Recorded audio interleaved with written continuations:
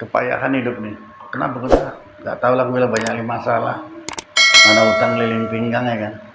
Yang satu kau keliling aku dari ujung rambut sampai ujung kaki nih kan. Tapi mana yang parah? Pening nggak nih jadinya? Siapa yang salah? Buat sendiri kan. Nah, jadi manusia itu menjalani diri sendiri. Nggak suruh utang nggak utang. Nah, begitu lain-lainnya itu.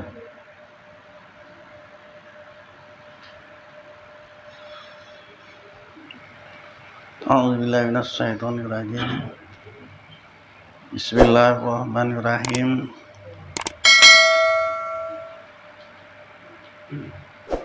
Faidah tersebut di dalam Muhni telah meriwayatkan An-Ahiban dalam sahihnya daripada hadis Abdullah anak Umar, akan hadis yang marfu bahwasanya hamba apabila berdirilah sembahyang, ia didatangkan sekalian dosanya, maka dihantarkanlah ia atas kepalanya atau tubuhnya, maka tiap-tiap ruku ia atau sujud, ya, berguguranlah ia daripadanya dosa tadi, hingga tidak didatangkan padanya suatu jua pun. Insya Allah Ta'ala, itulah kelebihan salah satu sembahyang. Salat itu menggugurkan dosa. Sungguh-sungguhlah kalau kita mendapat fadilatnya ini ya. Maka sholat itu sungguh-sungguh. Berdiri betul. Apa? Hilang? Ada kan? Hah? Rukuknya pun ya betul-betul rukuk. Nggak sini. Dari sini pengaruhnya. Nah, udah. Jadi ini waktu didatangkan Dosa itu datang sama dia. Bahkan mendapat orang yang sholat itu. Nah, ketika ada ruku, gugur dosa itu semuanya. Sehingga dia salam habis nggak ada dosanya. Siapa nih yang betul-betul sholat lah? Makanya kalau sholat itu jangan main-main, sungguh-sungguh. Supaya kita dapatkan fadilatnya itu ya. Kalau ini nggak dapat, percuma aja.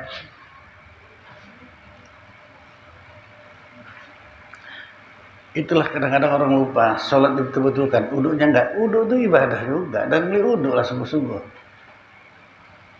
Kesungguhan kita itu untuk kita sendiri.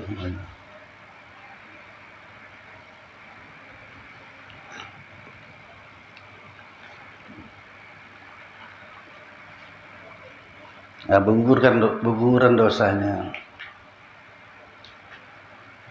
Dan disebutkan pula masuk kepada sembahyang itu dengan rajin. Jadi kalau masuk sembahyang itu mesti dengan rajin.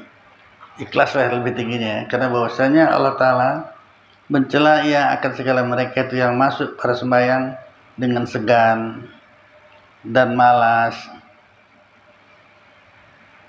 Ya, segan dan malas salah. Kalau sholat nggak enak, aku rasa segan ya, malas, jangan. Maunya masuk dalam satu dengan gembira lah. Itu bercocok ya. Nah, tanya di sini masing-masing, apakah kita waktu masuk dengan gembiranya atau tidak? Kalau yang dengan gembira itu memang sebelum masuk waktu sudah sejadah, Pak. Memang ditunggu. Tidak-tidaknya kita menunggu sholat itu. Iya.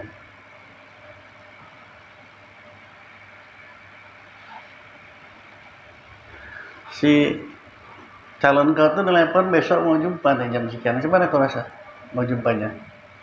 Senang nggak? Nah, paling tidak gitu. Mau jumpa dengan Allah Ta'ala. Kita masuk sholat kan mau bicara sama Allah Ta'ala ini. Banyak kali hal yang mau kita adukan. Sungguh-sungguh lah. Zahir batin. Nah, dengan rajin, bukan dengan malas, bukan dengan senggan. Alah sholat pula, sebelum sholat nggak enak kali rasanya. Macam utang pula. Nah, itu kita perbaiki terus. Untuk siapa? Untuk kita sendiri. Bisa dibuktikan ini bisa. Coba rasakan. Karena sudah berulang-ulang saya sampaikan, kaji ini jelas, nyata, bisa dibuktikan. Buktikan. Kita nggak mau buktikan, salah siapa. Coba lah. Sudah berulang-ulang saya sampaikan sebenarnya. sebelum subuh mandi, belum masuk waktu subuh udah mandi, bersih. Memang kita tunggu pakai pakaian yang suci lahir dan batin. Bayang. Coba bandingkan dengan yang nggak usah mandi. Gitu betul enggak ini? Coba buktikan, nggak usah mandi. Ambil duduk aja, sembahyang lah. Pakaiannya pakai itu aja lah, yang semalam itu aja pakai. Cobalah sampai kepada tingkatnya kita sholatnya layaknya pergi undangan gitu. Mau pergi undangan macam mana pakai engkau? Nah, nanti terasakan sendiri hasilnya. Kalau logikanya pun sama itu. Kalau kita sudah mandi bersih, pakai minyak wangi, kita berdoa pun enak, ya kan? Tapi kalau nggak mandi, apalagi musim-musim panasnya berkeringatan, pakai pakaian yang semalam, udah. Cara saya semuanya enak banget. Kita sendiri berisih, ya kan?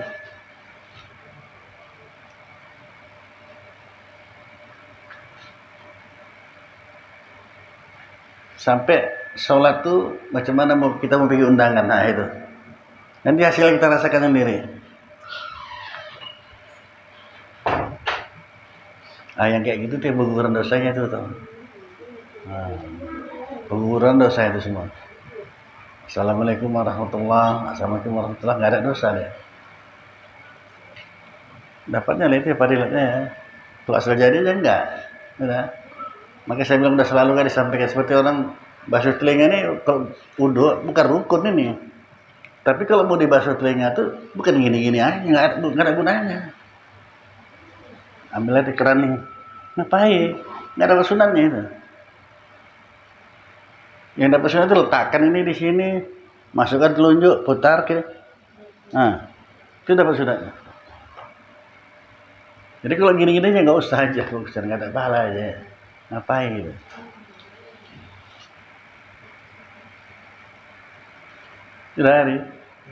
Teruslah dari wudhunya sampai ke sholat terus aja kayak peraturan. Nah ini kan kalau nggak kita coba-coba nggak dapat nggak dapat. Itulah yang dimaksud kita mendapatkan ilmu ini seberapa besar hajat kita kepada ilmu. Satu. Kedua, ilmu itu menghargai kita seberapa besar pula kita menghargai ilmu itu yang kita tuntut. Nggak kita amalkan, nggak ada itu, lewat aja.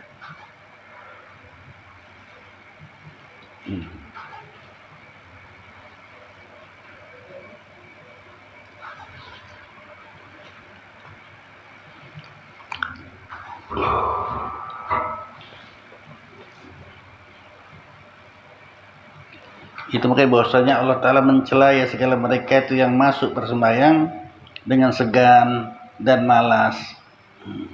Dengan firman-Nya, wa iza qamu ila sholati qamu kusala. Artinya, dan apabila berdirilah mereka itu kepada sembahyang, berdirilah mereka itu padahal mereka itu segan dan malas. Dan disebutkan masuk kepada sembahyang itu dengan selesai hati daripada segala pekerjaan yang membimbangkan dia. Jadi selesaikan hati dulu. Masuk sembahyang, tinggalkan dunia ini dulu ya. Allahu Akbar, putus tinggal. Nah, gitu. Selesaikan hati dulu, selesaikan dulu, jangan pikir lagi. Jangan pula sebelum sembahyang udah kita pikirkan, kita bawa masuk pula. Tambah kacau sholat ini. Ngerti ya? Sebelum sholat kau udah mikirkan batok kelapa mana yang batok. Nanti nanti siap sholat bisa gua apain lah. Kau bawa pula nih, udah ngikutlah dalam sembahyang deh. Jadi selesai nggak ada urusan putus semua hubungan. Ngaji ini sama. Itu tuh ngaji lah. Kalau kita bawa dalam ngaji ini segala masalah kita ya udah. Kaji nggak dapat. Kalau kita bawa ngaji deh, jangan.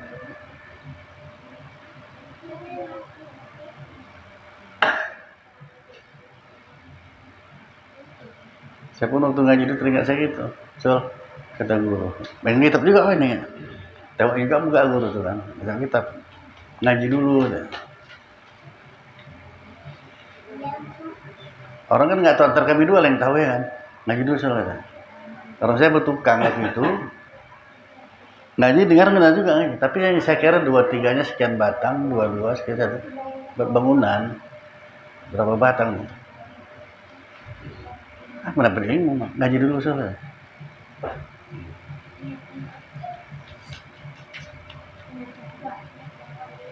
Aku dulu pun ditegur guru gara-gara itu katanya.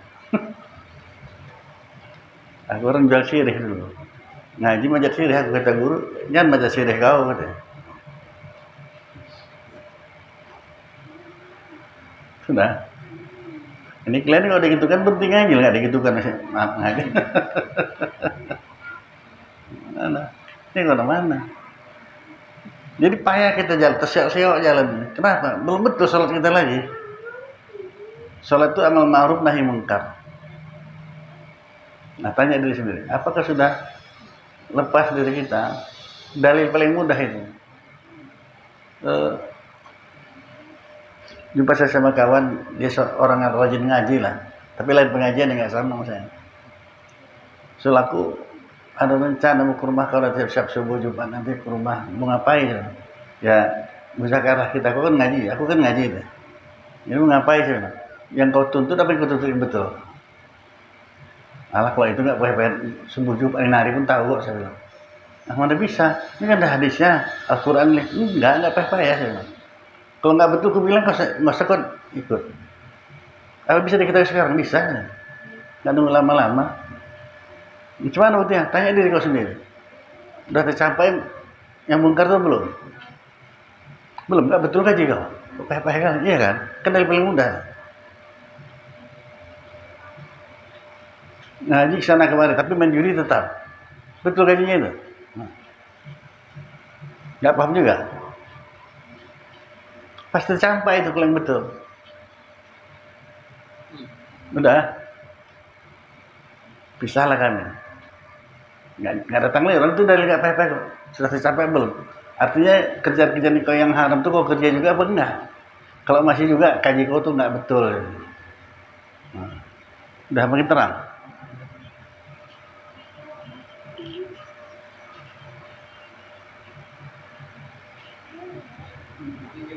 Jadi itu ukuran seseorang yang mengaji sama sebelumnya. Nah iya. Perbaikan diri. Iya. Kan bisa tahu kan? Bisa. Kalau kita mau tahu, yang parah kita tak mau tahu. Nah, ini dia. Apakah sudah terangkat? Nggak ada yang haram sudah kita tinggalkan? Memang sekaligus mungkin enggak lah. Pelan-pelan ya, terus berkurang. Nah, betul itu kajinya. Itulah ilmu yang bermanfaat itu.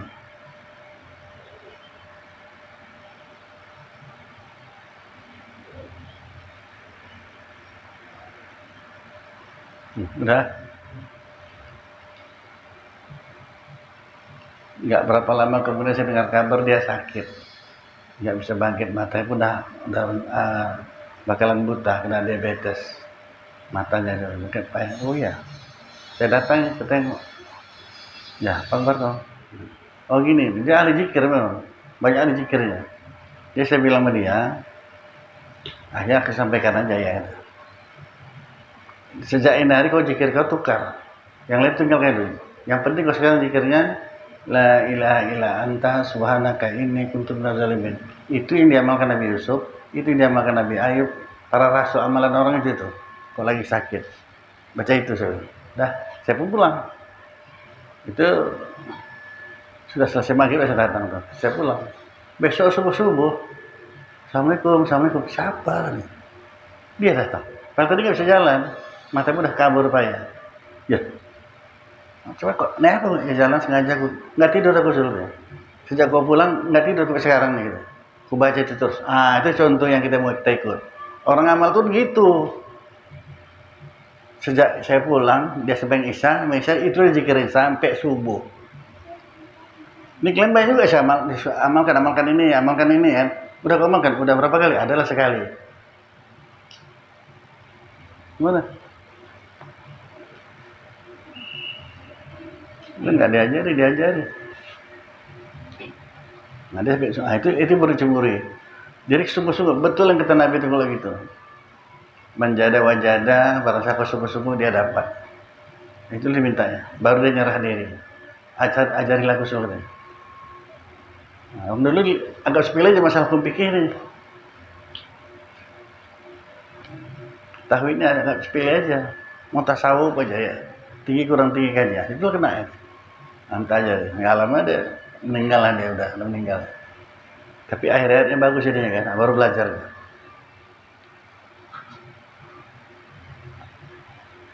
Itu biasanya gitu, orang kalau udah ikut tarekat tuh mau kajian mau yang tinggi aja tuh terus.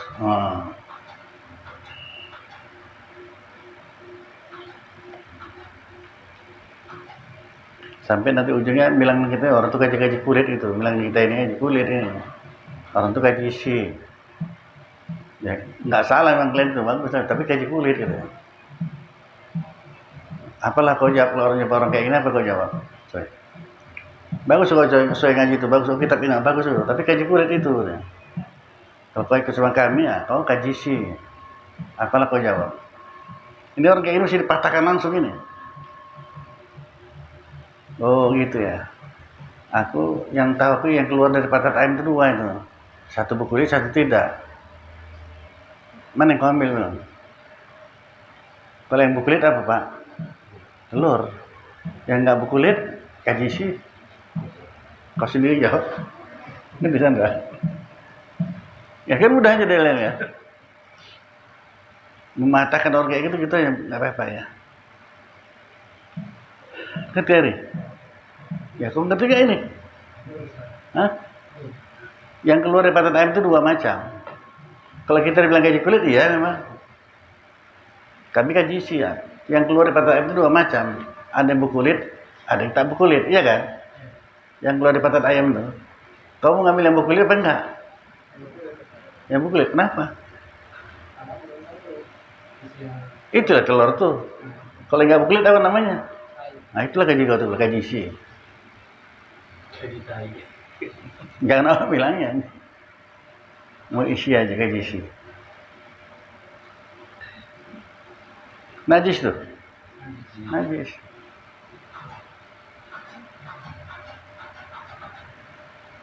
Kan mudah kali kan, nggak apa-apa ya sebenarnya dalilnya. Mudah aja.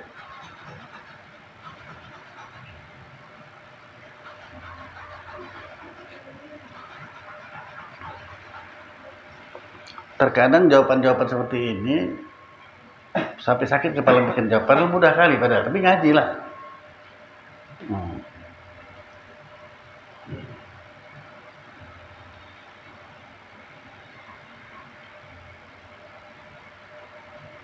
Semua ini Allah menjadikan. Kalau gitu Allah itu siapa yang menjadikan? Apa kau jawab Allah?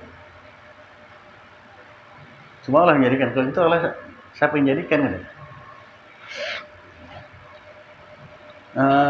Kau tahu lama kali aja.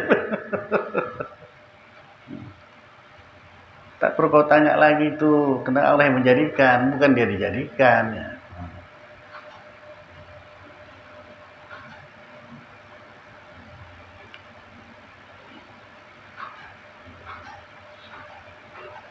Makanya nggak usah heran kalau ini ngaji di mana-mana, di sini pun orang sini nggak ngaji kan? Persyasan pun ya enggak. Dari mana-mana ngaji ya kan?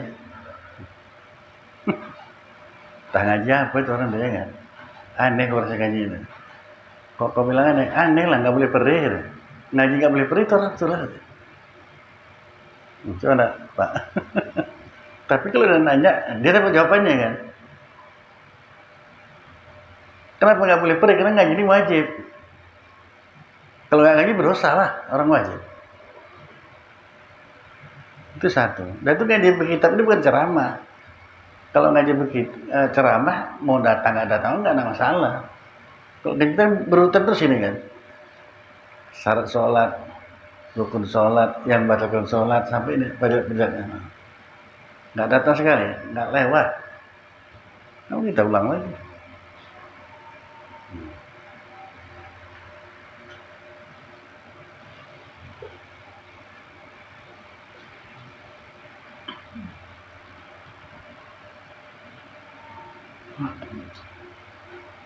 Dan disunatkan masuk kepada sholat itu dengan selesai hati daripada segala pekerjaan yang membimbangkan dia, karena bahwasanya ia terlebih menolongi atas khusyuk.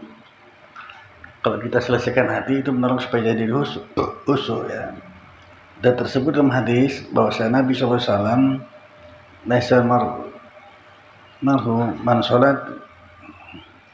sholatihi ila ma'aqali minha Artinya tiada bagi seorang daripada pahala sembahyang melainkan barang yang berakal ia di dalamnya, yakni barang yang hadir hatinya dan di dalamnya. Dan dengan hadis ini kuatlah perkataan orang yang berkata bahwasanya kata hati yang ikhtiari, ya,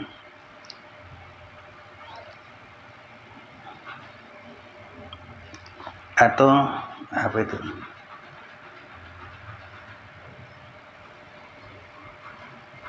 istarasal, serta kata-kata hati yang itori ya, itu membimbangkan pahala sembahyang. Dan perkataan qadi makruh memikirkan akan pekerjaan dunia atau masalah.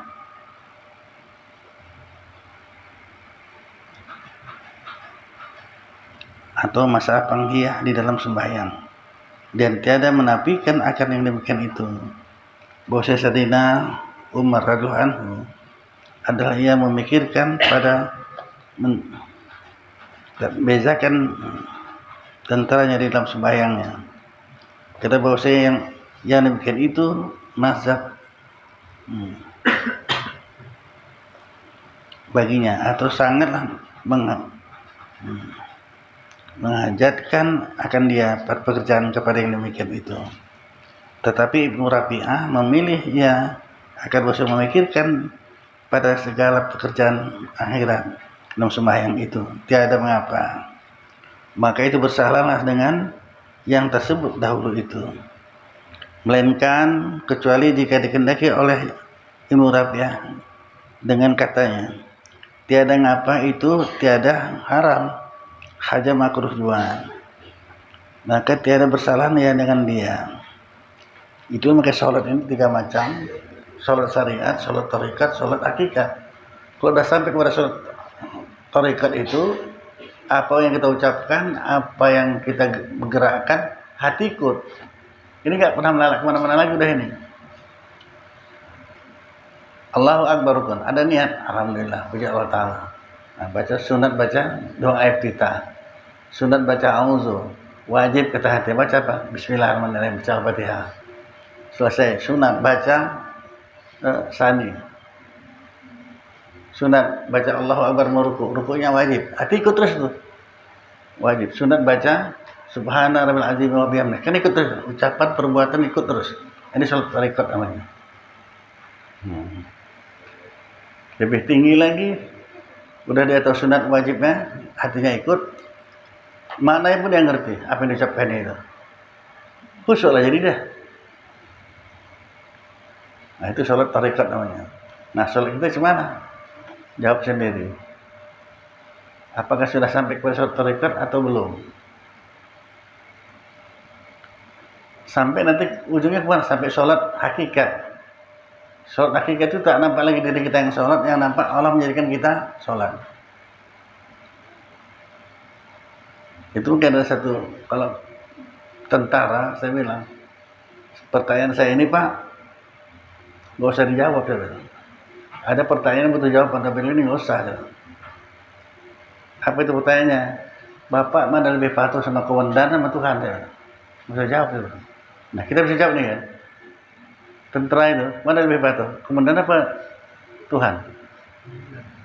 Nggak bisa bantah orang itu. Tengoklah apel di lapang merdeka atau di mana-mana. Tegak senjata, gerak. Siap. Hormat kepada juru bicara, hormat, berani. Kalau menengok ke bawah nggak ada, tetap aja gitu. Gatal pun nggak berani garuk kan? Iya betul nggak, ditengok lah. Tentara itu mau gatal atau apa, kadang berani. Tekun kali ngadepi, apa nih periksa barisan, yang periksa barisan yang open pun nggak pada kan? Nggak pernah nengok. Kalau nengok, habis lah. Dan coba-coba. Kayak rodam lah ya kan. Nah. Dulu saya masih, anak-anak suka saya nengok itu. Nengok tentara apel-apel tuh. Dari baris kayak gitu. Patuhnya orang semua komandannya. datang perwira di Jakarta, masih diatur ada wajib di barisan ya, tentara tuh baris, periksa barisan segala macam. Sebelum periksa barisannya naikkan bendera, terbalik. Orang merah putih, putih merah. Jadi termumpul tak pula saya, apalah kejadian. Suruh megang senjata, jongkok keliling lapangan tak berapa kali. Memalukan. Kita ini orang nggak kena denda apa, santai aja ya kan. Kalau tuh sembahyang, ada aja yang gatal.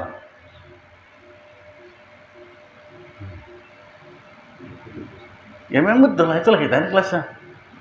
Jadi belum duduk lagi macam setidaknya macam tentara itu udah paten itu dah. Nggak bergerak, tak berani kami tuh ke bawah pun, gatal pertahankan aja lah. Jam 7 upacaranya, jam sebelum subuh dah hadir dalam merdeka ya. Pakaian lengkap semua.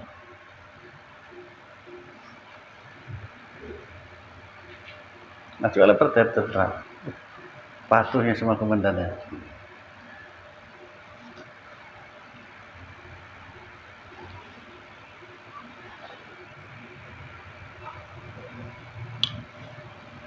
Suruh tembak sama komandan tembak ya.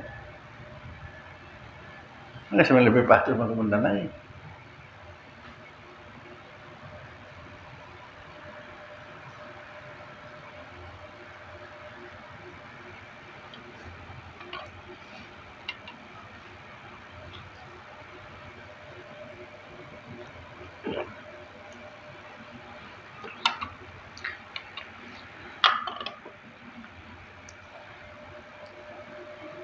Habib Rizik bebas bersyarat lebih parah dari hukuman sebenarnya. Siapa Habib Rizik? Cucu Rasul kok. Sedih kita nggak bisa buat apa-apa. Cucu Nabi itu tahan. Nah, ya itulah. Tapi dia betul-betul nggak bisa bergerak. Bilang FPI aja pun nggak berani.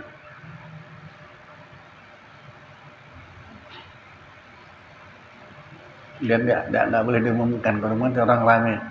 Bukan dia ngumpulkan orang ya kan. Orang udah, nah itu loh dia. Nah kita tenang-tenang aja, hati kita tetap jangan iman gitu. Macam mana kita melihat itu? Senang apa biasa-biasa aja? Nah kita perjuangan Islam bukan mudah-mudah aja ya. Bebas dan hebat, senang apa dengan bersyarat. Kalau yang besar ya nggak bebas namanya ya kan. Nah, bilang ya, bila keadaan situasinya.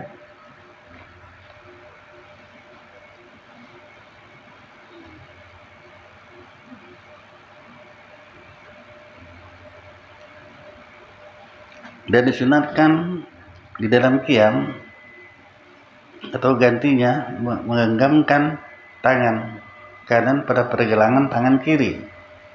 Padahal diantarkanlah dia di bawah dada dan di atas pusat. Karena mengikut bagi fi'il Nabi SAW. Yang sabitlah ia daripada perhimpunan riwayat Bukhari dan Muslim. Dan lain daripadanya, keduanya. Jadi meletakkan tangan di dada atau pusat.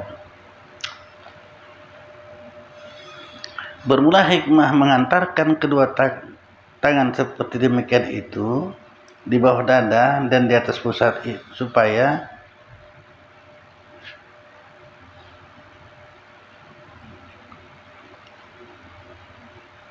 menunjukkan yang sembahyang kepada memeliharakan hati, pelihara hati daripada segala khawatir yang mengganggu kita dalam sembahyang itu.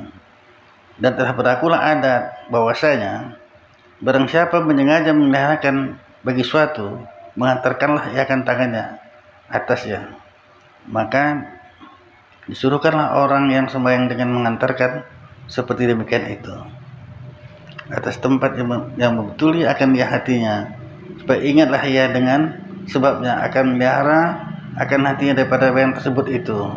Supaya ingat kita lagi dalam sembahyang, karena orang banyak lupa ya, orang sembahyang lagi sembahyang lupa. Ada apa banyak orang lupa sembahyang? Banyak. Dari pertanyaan orang itu saya tahunya, oh kayak gitu ya. Tanya Ustaz, kenapa? Saya waktu tahap awal, saya tertidur gitu. Gimana itu? Sembahyang saya gitu. Sembahyangnya ulang balik. Wudunya nggak batal kecuali terangkat ya. Tidur ya, cocok tidur. Saking parahnya itu sembahyang tidur.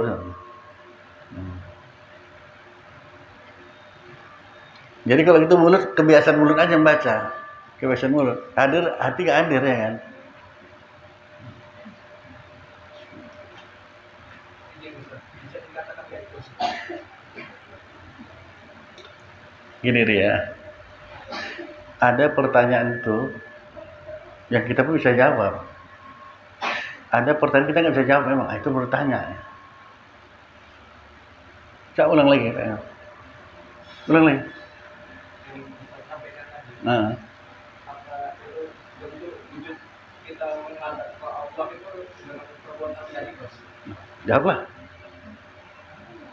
Itu saya bilang tadi ada pertanyaan yang sebenarnya kita bisa jawab. Ikhlas pun nggak ada itu.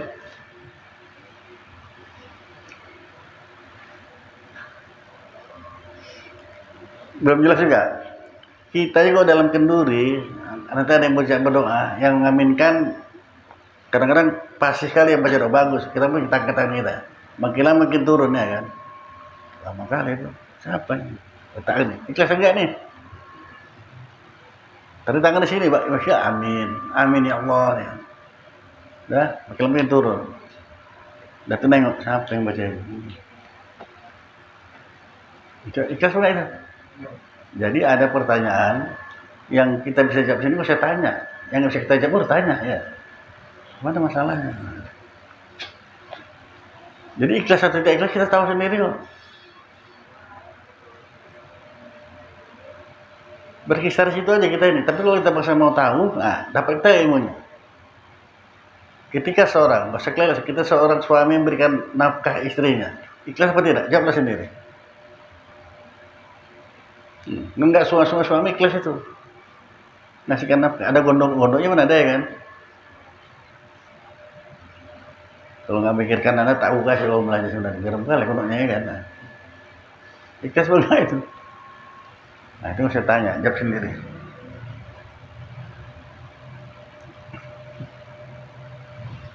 Setiap hari kelakuan kita itu. Kalau kita bisa memperhatikan, makanya sholat kita itu bisa kita nilai, bisa. Kalau kita mau nilainya, kalau enggak ya udah. Assalamualaikum warahmatullahi wabarakatuh. Udah baca doa langganan aja ya. Udah ayat-ayat langganan, doa langganannya. Tahu standar. Habis baca Al-Fatihah, ayat suratnya apa? Wallah, langganan. Doanya Assalamualaikum warahmatullahi wabarakatuh. Rabbana atina fid dunya hasanah. Nah, yang langganan aja lah udah selesai. Mintanya ubah ya Allah Ta'ala. Amalannya pas-pasan aja gitu ya kan. Ya nggak apa-apa memang. Kalau jawabannya apa ya nggak apa-apa. Itu makanya doa seorang istri kepada suaminya tak bisa tidak mesti makbul Tuhan lah gitu kan. Keluar suaminya, ada ya bang ya kerja ya silakan bang. Baca bismillah. Niatlah si suaminya mencari nafkah. Melaksanakan wajib itu kan, wajib. Sampai atasku mencarikan nafkah anak istriku keluar ya. Itu andai kata dia mati syahid itu. Karena dalam ibadah. Kalau nggak pakai niat,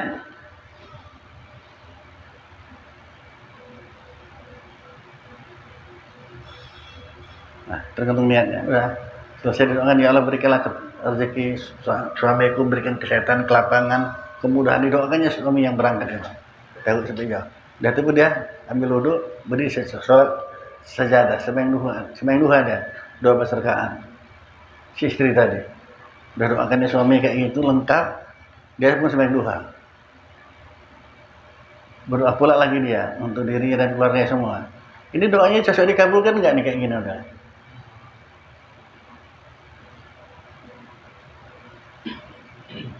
Udah deh ya bang, ya udah pergi hati-hati bang ya. Beda udah.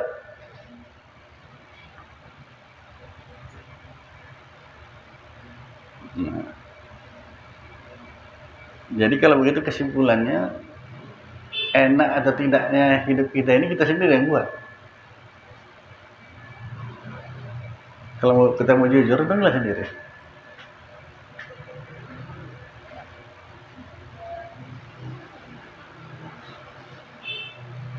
Jadi balik cerita tadi, memang kalau nggak dikasih riwayat, malas kamal kan yang mengikon saya tadi, saya bilang, kau jikir kau tukar ya. La ilaha illa anta subhanaka inni kuntu minadz zalimin. Saya ceritalah sama dari riwayat macam mana Nabi Yunus dalam perut ikan. Rasul ditelan ikan ya kan. Tapi orang Nabi, mana apa terganggu dengan di perut ikan. Kalau kita masuk perut ikan setengah jam lewat ya. Hidup kira-kira perut ikan tuh. Nah, dia orang Rasul. Kenapa sampai di perut ikan? Itu kesalahan Rasul. Orang ngaji itu sama nih. Salah kelihatan sama dengan orang enggaknya aja beda. Sekiranya kita buat salah kenanya banyak. Itu Nabi, kenapa dia bisa sampai ditelan ikan? Karena belum ada perintah untuk tinggalkan kaumnya. Para Rasul kan diutus untuk satu kaum kan. Nabi Muhammad aja untuk seluruh dunia. Kalau Rasul satu kaum tinggalkan itu. Naik kapal aja. Nah, yang kapal tuh. Macam layak mau karam, nah udahnya ini pasti ada yang berdosa di kapal ini. Ngaku aja lah, daripada kita karam semuanya lompatlah ke laut satu orang, sampai banyak dosa. Mana ada yang mau ya? Nah, buat undian, ambil kertas. Siapa yang dapat gambar ikan lompatlah ke laut. Nabi Yunus yang dapat. Nah, dia nggak mungkin ya, dia orang saleh, orang alim ya kan. Kayak sabeban, kayak jubah itu kan, nggak pulang lagi. Dia lagi dapat. Sampai 3 kali dia juga. Mau lompat lagi. Nah, belum sampai ke laut ditelan ikannya. Masuk tulis lewat Nabi Yunus. Nah, itulah dibacanya. La ilaha illa anta subhanaka inni kuntu minadz zalimin. Jangan berhenti di cerita ini. Jadi kalau kita punya masalah banyak, bacalah itu. Sakit parah, baca itu. Sakit parah nggak sembuh, jalan baca itu. Jangan zikirnya ngeluh. Nah, ini bukan disembuhkan ya, tambah disakitkan ya. Parah kali sakit gue ini, cuma lah kabar ini lah kau datang ya. Cuman rupanya Allah nggak tahu itu. Baca la ilaha illa anta subhanaka inni kuntu minadz zalimin. Tidak Tuhan melainkan Engkau ya Allah, dan memang akulah yang menjalani diriku. Itu pengakuan kita. Betul apa salah itu? Allah mau kita ngaku apa enggak? Terus kita menjalani diri. Kepayahan hidup nih. Kenapa udah? Nggak tahu lah, gue bilang banyak masalah. Mana utang keliling pinggang ya kan. Yang satu kau keliling aku dari ujung rambut sampai ujung kaki ya kan. Tapi yang parah. Pening nggak nih jadinya? Siapa yang salah? Buat sendiri kan. Nah, jadi manusia itu menjalani diri sendiri. Nggak suruh utang ke utang. Nah, begitu lain-lainnya itu.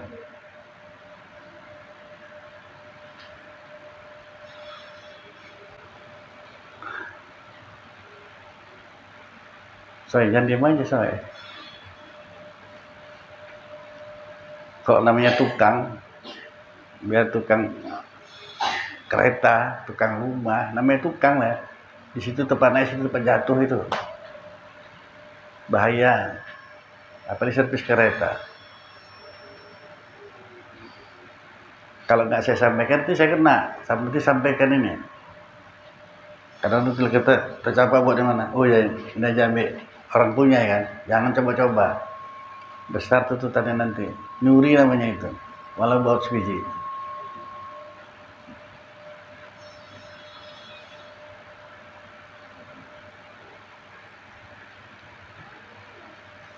Tapi kalau memang udah ada orang memang nggak dipakai lagi, Pak Hanafi lah. TV nggak bisa betul lagi, ya udah ambil bapak ya udah, dia punya lah ya, ambillah dari situ. Kalau orang punya diamnya jangan, berat nanti.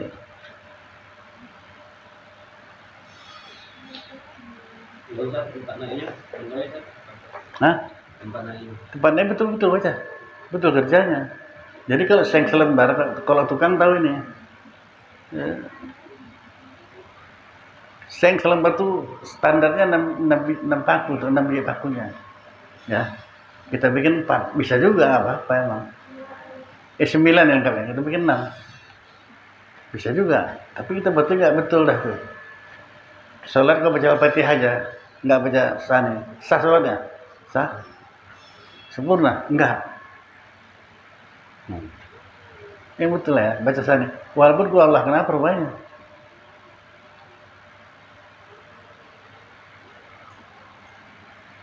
Kalau Allah itu 3 kali dibaca, sama dengan khatam Quran, kita main-main itu.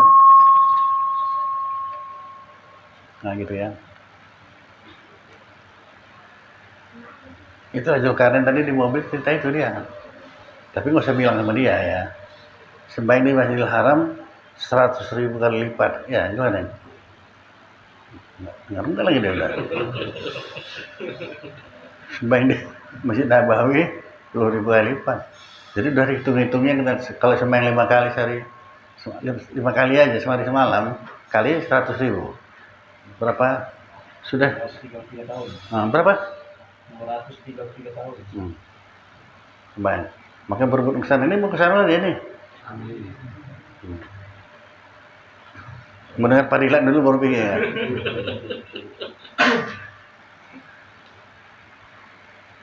Ya alhamdulillah lah kalau udah kesana apa lagi. Itu pun dipaksa-paksa dulu tuh. Kalau nggak pikir juga deh.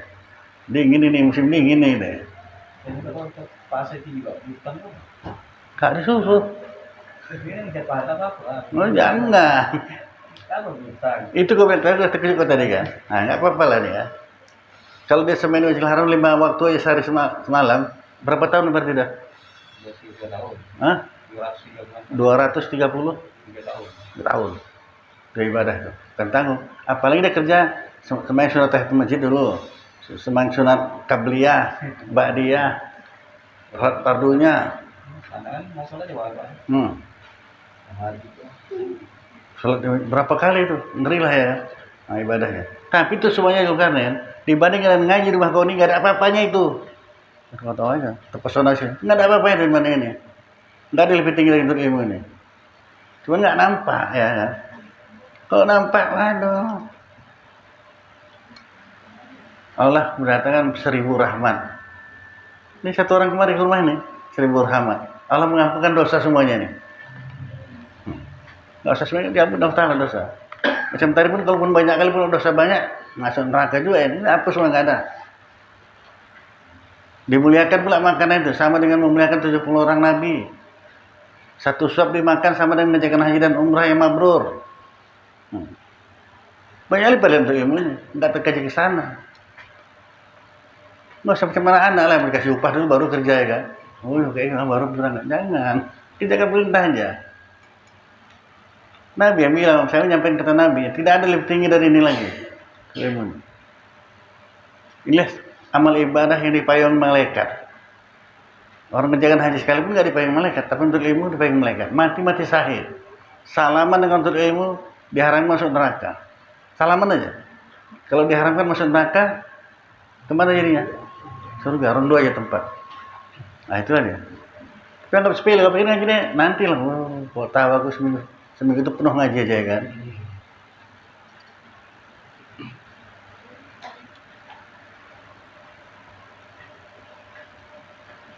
Jangan terpesona dengan padilatnya nih Pak. Ini nggak ada lebih tinggi dari ini. Ya. Karena semua ibadah kita nggak laku kalau nggak ada ilmunya kan. Nggak laku.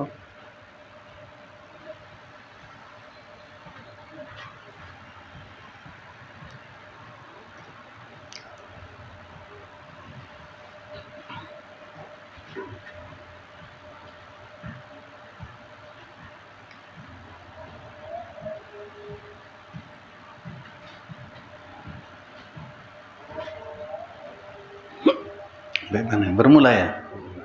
Ya. Sampai situ kayak kita dulu ya. Bermula. A'udzubillahiminasyaitonirrajim. Bismillahirrahmanirrahim. Alhamdulillahirabbil alamin. Wassalatu wassalamu ala asrofil anbiya'i wal mursalin. Sayyidina Muhammadin wa ala alihi washabihi ajmain. Ya arhamar rahimin, ya arhamar rahimin, ya arhamar rahimin. Allahumma razuqna ilma warzuqna fahma. Allahumma razuqna ilma warzuqna fahma. Allahumma fir lana dzunubana wa li walidayna warhamhuma kama rabbayana shaghira. Allahumma fir lil muslimina wal muslimat wal mu'minina wal mu'minat al ahya'i wal amwat bi rahmatika ya arhamar rahimin. Allahumma a'inna ala zikrika wa syukrika wa husni ibadatik. Rabbana atina fid dunya hasanah wa fil akhirati hasanah wa qina adzabannar. Wa sallallahu sayyidina Muhammadin wa ala alihi wa sahbihi ajma'in. Subhana rabbika rabbil izzati amma yasifun wa salamun alal mursalin. Alhamdulillah.